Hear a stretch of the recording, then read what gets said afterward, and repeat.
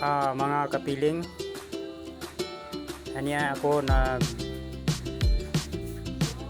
kalingaw og basok sa gamayng tinanom nako nga mani. Ang uban nangunod na tungod kay na short ako sa binhi og niay akong giapas sa pagtanom ug ako na siyang gilimpyuhan, gipuhaan og mga sagbot tungod kay tagas na ang mga sagbot sa akong tanom. Sa mga kapiling,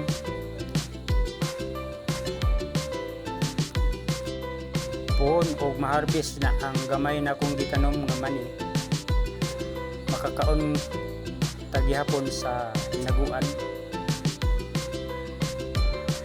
sama sa mais nga akong gitanom.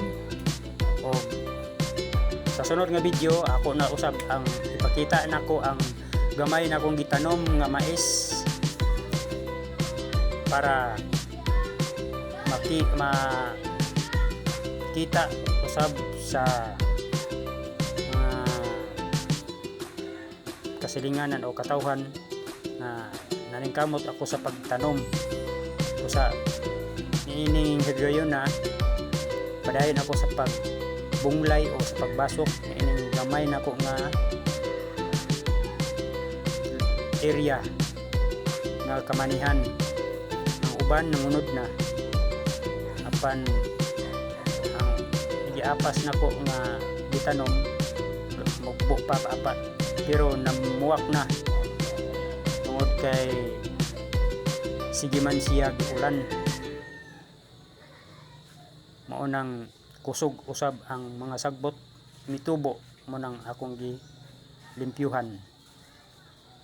Morning mga kapiling nga bisan todo walay init pero nagkalo lang gyapon ko tungod kay medyo kauwanon man pod. Busa mga kapiling, makita ninyo ang unod o ang unang gitanom nako nga mani sa akong pagbasok nga mga pipila ka punuan. Dinhira ko taman sa pagvideo ug salamat sa inyong pagtan-aw.